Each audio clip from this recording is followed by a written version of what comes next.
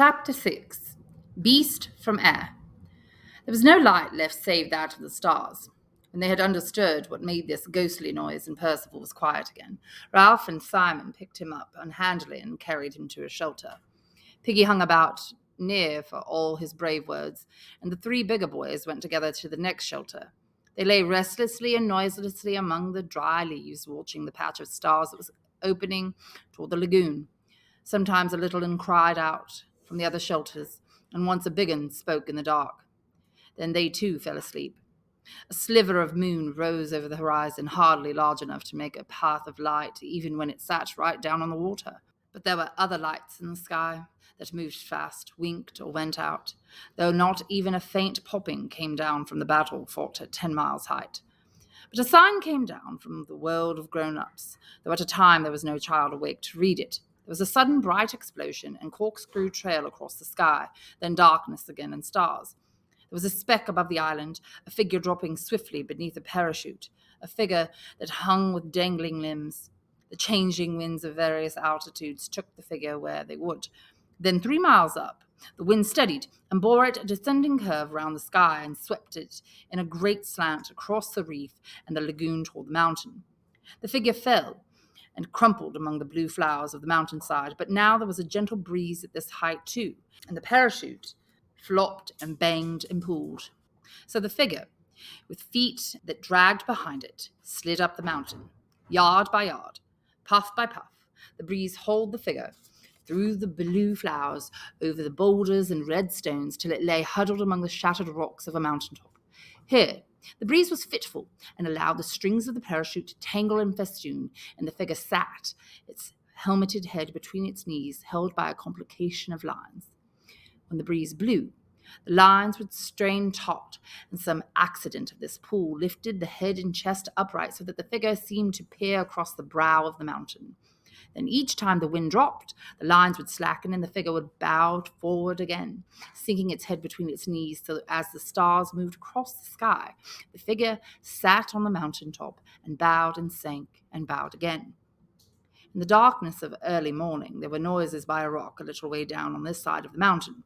2 boys rolled out a pile of brushwood and dead leaves, 2 dim shadows talking sleepily to each other. They were the twins, on duty at the fire.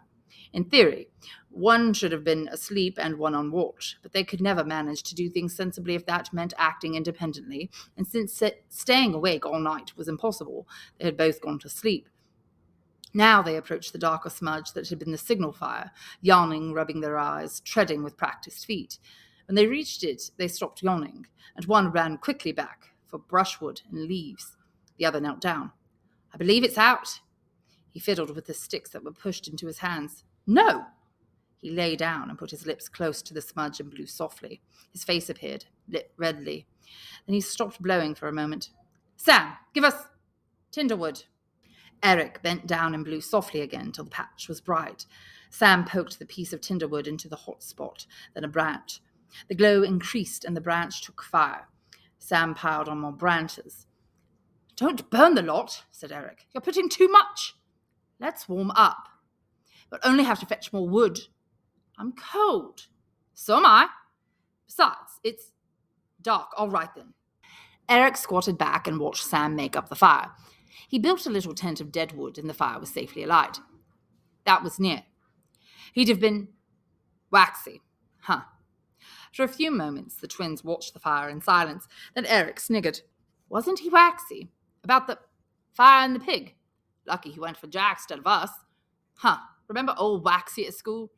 Boy, are you driving me slowly insane." The twins shared their identical laughter, then remembered the darkness and other things and glanced round uneasily. The flames busy about the tent drew their eyes back again. Eric watched the scurrying woodlice that was so frantically unable to avoid the flames and thought of the first fire just down there on the steeper side of the mountain where now was complete darkness. He did not like to remember it and looked away at the mountaintop. Warmth radiated now and beat pleasantly on them. Sam amused himself by fitting branches into the fire as closely as possible. Eric spread out his hands, searching for the distance at which the heat was just bearable. Idly looking beyond the fire, he resettled the scattered rocks from their flat shadows into daylight contours. Just there was the big rock, and 3 stones there that split rock, and beyond that was a gap, just there. "Sam, Huh. Sam. Huh. Nothing. The flames were mastering the branches. The bark was curling and falling away, the wood exploding. The tent fell inwards and flung a wide circle of light over the mountaintop. Sam! Huh? Sam! Sam looked at Eric irritably. The intensity of Eric's gaze made the direction in which he looked terrible, for Sam had his back to it. He scrambled round the fire, squatted by Eric, and looked to see. They became motionless, gripped in each other's arms, 4 unwinking eyes aimed and 2 mouths open. Far beneath them, the trees of the forest sighed, then roared. The hair on their foreheads fluttered, and flames blew out sideways from the fire. 15 yards away from them came the plopping noise of fabric blown open. Neither of the boys screamed, but the grips of their arms tightened, and their mouths grew peaked. For perhaps 10 seconds they crouched like that, while the flailing fire sent smoke and sparks and waves of inconstant light over the top of the mountain. Then, as though they had but one terrified mind between them, they scrambled away over the rocks and fled. Ralph was dreaming. He had fallen asleep after what seemed hours of tossing and turning noisily among the dry leaves. Even the sounds of a nightmare from the other shelters no longer reached him, for he was back to where he came from, feeding the ponies with sugar over the garden wall. Then someone was shaking his arm, telling him that it was time for tea. "Ralph, wake up!" The leaves were roaring like the sea. "Ralph, wake up!" "What's the matter?" "We saw the beast." "Plane? Who are you? The twins?" "We saw the beast." "Quiet! Piggy!" The leaves were roaring still. Piggy bumped into him and a twin grabbed him as he made for the oblong of the paling stars. "You can't go out, it's horrible!" "Piggy, where are the spears?" "I can hear the—" "Quiet then, lie still." They lay there listening, at first with doubt, but then with terror to the description the twins breathed at them between bouts of extreme silence. Soon the darkness was full of claws, full of the awful unknown and menace. An interminable dawn faded the stars out, and at last light, sad and grey, filtered into the shelter. They began to stir, though still the world outside the shelter was impossibly dangerous. The maze of the darkness sorted into near and far, and at the high point of the sky, the cloudlets were warmed with colour. A single seabird flapped upwards with a hoarse cry that was echoed presently, and something squawked in the forest. Now streaks of cloud near the horizon began to glow rosily, and the feathery tops of the palms were green. Ralph knelt in the entrance to the shelter and peered cautiously around him. "Sam and Eric, call them to an assembly. Quietly. Go on." The twins, holding tremendously to each other, dared the few yards to the next shelter and spread the dreadful news. Ralph stood up and walked for the sake of dignity, though with his back pricking to the platform. Piggy and Simon followed him, and the other boys came sneaking after. Ralph took the conch from where it lay on the polished seat and held it to his lips, but then he hesitated. It did not blow. He held the shell up instead and showed it to them, and they understood. The rays of the sun that were fanning upwards from below the horizon swung downwards to eye level. Ralph looked for a moment at the growing slice of gold that lit them from the right hand and seemed to make speech possible. The circle of boys before him bristled with hunting spears. He handed the conch to Eric, the nearest of the twins. "We've seen the beast with our own eyes." "No, we weren't asleep." Sam took up the story. By custom now, one conch did for both twins, for their substantial unity was recognized. "It was furry. There was something moving behind its head. Wings. The beast moved, too. That was awful. It kind of sat up. That fire was bright. We just made it up. More sticks on. There were eyes. Teeth. Claws. We ran as fast as we could. Bashed into things. The beast followed us. I saw it slinking behind the trees. It nearly touched me." Ralph pointed fearfully at Eric's face, which was striped with scars where the bushes had torn him. "How did you do that?" Eric felt his face. "I'm all rough. Am I bleeding?" The circle of boys shrank away in horror. Johnny, yawning still, burst into noisy tears and was slapped by Bill till he choked on them. The bright morning was full of threats, and the circle began to change. It faced out rather than in, and the spears of sharpened wood were like a fence. Jack called them back to the center. "This'll be a real hunt. Who'll come?" Ralph moved impatiently. "These spears are made of wood. Don't be silly." Jack sneered at him. "Frightened? Of course I'm frightened. Who wouldn't be?" He turned to the twins, yearning but hopeless. "I suppose you aren't pulling our legs." The reply was too emphatic for anyone to doubt them. Piggy took the conch. Couldn't we kind of stay here? Maybe the beast won't come near us. But for the sense of something watching them, Ralph would have shouted at them. Stay here and be cramped into this bit of the island, always on the lookout. How should we get our food? And what about the fire? Let's be moving, said Jack relentlessly. We're wasting time. No, we're not. What about the little ones? Sucks to the little ones. Someone's got to look after them. Nobody has so far. There was no need. Now there is. Piggy'll look after them. That's right.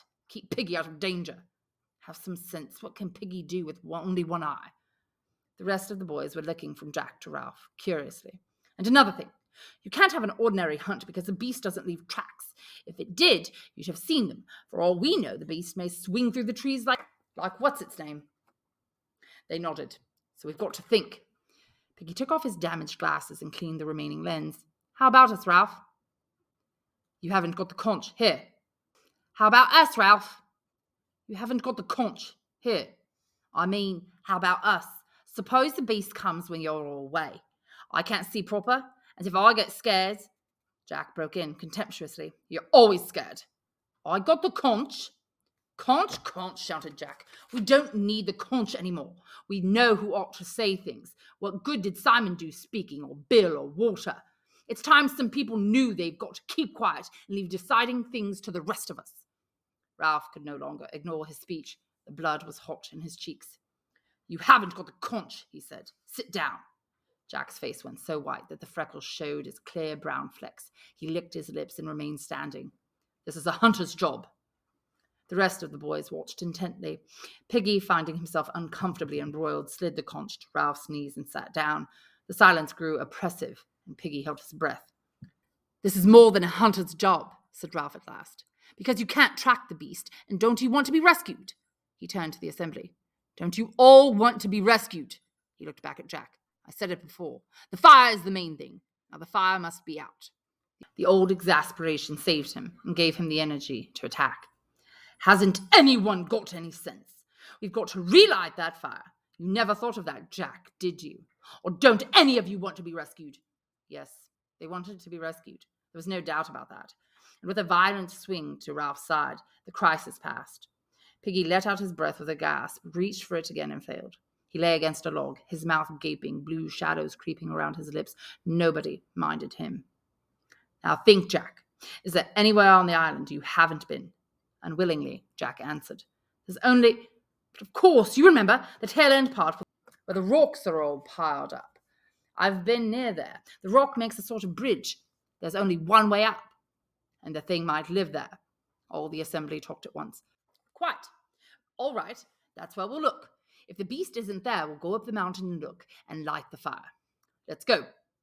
We'll eat first, then go, Ralph paused. We'd better take spears. After they had eaten, Ralph and the Biggins set out along the beach. They left Piggy propped up on his platform. This day promised, like the others, to be a sun bath under a blue dome. The beach stretched away before them in a gentle curve till perspective drew it into one with the forest. For the day was not advanced enough to be obscured by the shifting veils of mirage. Under Ralph's direction, they picked up a careful way along the palm terrace, rather than dare the hot sand down by the water. He let Jack lead the way, and Jack trod with a theatrical caution, though they could have seen an enemy 20 yards away. Ralph walked in the rear, thankful to have escaped responsibility for a time. Simon, walking in front of Ralph, felt a flicker of incredulity. A beast with claws that scratched, that sat on a mountaintop, that left no tracks, and yet was not fast enough to catch Sam and Eric. However, Simon thought of the beast. There rose before his inward sight the picture of a human at once heroic and sick. He sighed. Other people could stand up and speak to an assembly, apparently, without the dreadful feeling of the pressure of personality, could say what they would as though they were speaking to only one person. He stepped aside and looked back. Ralph was coming along, holding his spear over his shoulder, diffidently. Simon allowed his pace to slacken until he was walking side by side with Ralph and looking up at him through the coarse black hair that now fell to his eyes. Ralph glanced sideways, smiled constrainedly as though he had forgotten that Simon had made a fool of himself, then looked away again at nothing. For a moment or two, Simon was happy to be accepted and then he ceased to think about himself. When he bashed into a tree, Ralph looked sideways impatiently, and Robert sniggered. Simon reeled, and a white spot on his forehead turned red and trickled. Ralph dismissed Simon and returned to his personal hell. They would reach the castle sometime, and the chief would have to go forward. Jack came trotting back. "We're in sight now." "All right, we'll get as close as we can." He followed Jack toward the castle, where the ground rose slightly. On their left was an impenetrable tangle of creepers and trees. "Why wouldn't there be something in that?" "Because you can see nothing goes in or out." "What about the castle, then?" "Look!" Ralph parted the screen of grass and looked out.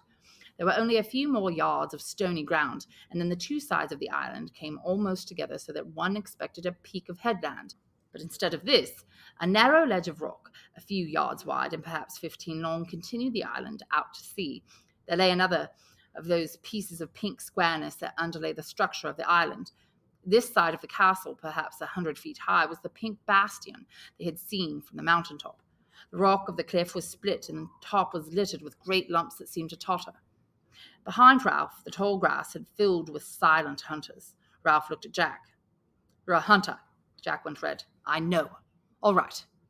Something deep in Ralph spoke for him. "I'm chief. I'll go. Don't argue." He turned to the others. "You, hide here. Wait for me."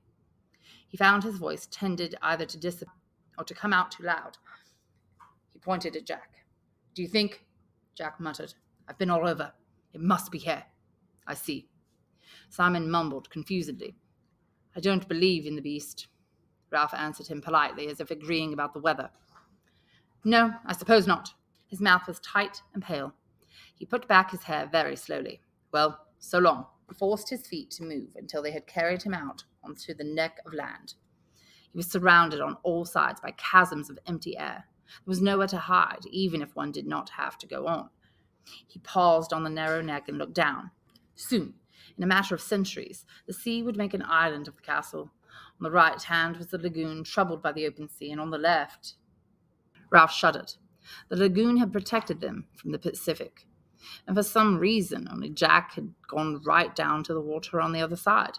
Now he saw the landsman's view of the swell, and it seemed like a breathing of some stupendous creature. Slowly the water sank among the rocks, revealing pink tables of granite, strange growths of coral, polyp, and weed. Down, down the waters went, whispering like the wind among the heads of the forest. There was one flat rock there, spread like a table, and the waters sucking down on the four weedy sides of them like cliffs.